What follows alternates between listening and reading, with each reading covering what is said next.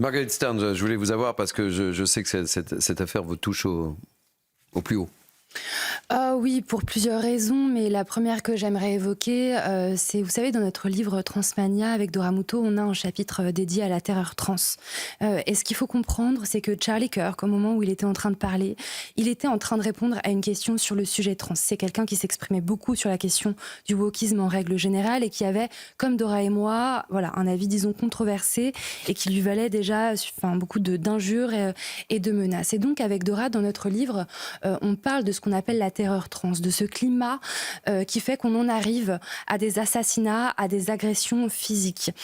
Il faut savoir que dans les cercles transgenristes et d'extrême gauche en règle générale, il y a une esthétique de la violence qui est clairement assumée, qu'on voit se développer dans les manifestations avec des appels à tuer les TERF. Donc les TERF, entre guillemets, c'est les féministes radicales qui s'opposent à l'idéologie transgenre. Sur des sites très banals comme Etsy.com, il y a des t-shirts qui sont vendus avec des kalachnikovs aux couleurs du drapeau trans. Bref, l'esthétique de la violence fait partie de ce milieu. Et donc, dans ce contexte-là, ça n'est pas étonnant que certaines personnes, en effet, passent à l'acte et tuent réellement certains de leurs opposants. Quand vous avez appris cette nouvelle, qu'est-ce que vous vous êtes dit? Est-ce que vous êtes menacé vous-même, Oui, j'ai d'abord pensé pas uniquement à Dora et moi, mais aussi à plein d'autres personnes en France qui sont menacées actuellement suite à ce qu'il y a, voilà, l'assassinat de Charlie Kirk. Je pense à Julien Rochdy, je pense à Damien Rieu, à Alice Cordier qui ont reçu des menaces de mort très explicites sur les réseaux sociaux. Et effectivement, il faut savoir que avec Dora, on allait publier une vidéo pour expliquer que nous, on a porté plainte pour une menace de mort très grave qu'on a reçue il y a 1 an. Et cette plainte vient d'être classée sans suite. Et j'aimerais expliquer un peu le contexte parce qu'il me semble grave, pas uniquement pour notre cas à nous, mais pour l'état de la justice dans notre pays, justice qui ne protège pas manifestement ses citoyens.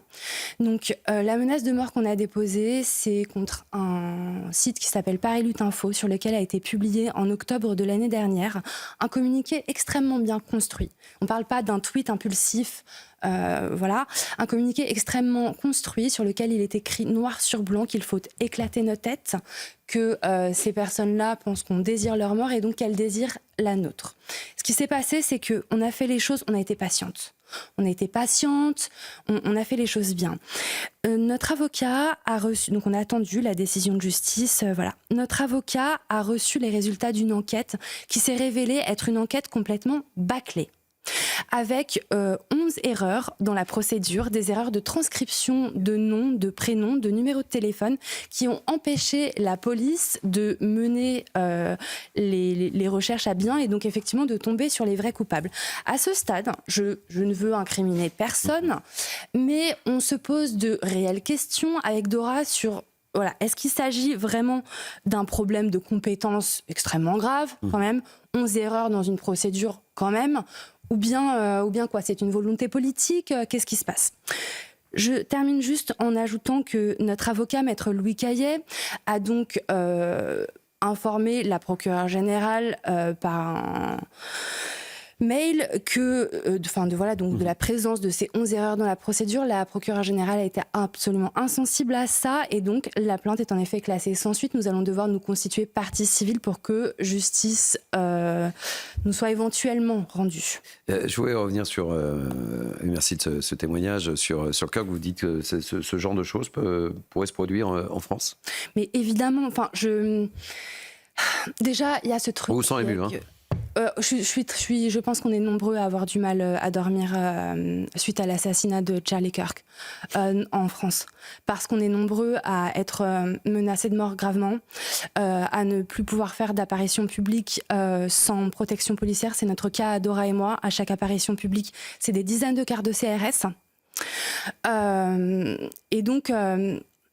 je suis émue à la fois par la disparition de cet homme qui... je vois certaines personnes dire que voilà, la mort, son assassinat sera utile quelque part pour démontrer la violence de l'extrême gauche, mais moi je suis pas d'accord avec ça, de la même façon que j'étais pas d'accord quand on a dit ça, quand les dessinateurs de Charlie Hebdo ont été assassinés. Ce sont des voix brillantes en moins, c'est un homme libre en moins, un homme qui, pour moi, défendait avant tout l'exercice de la liberté d'expression, qu'on soit d'accord avec ce qu'il disait ou pas, c'est d'abord ça qui était défendu.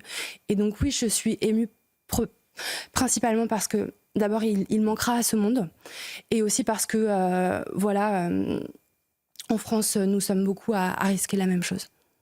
Rachel.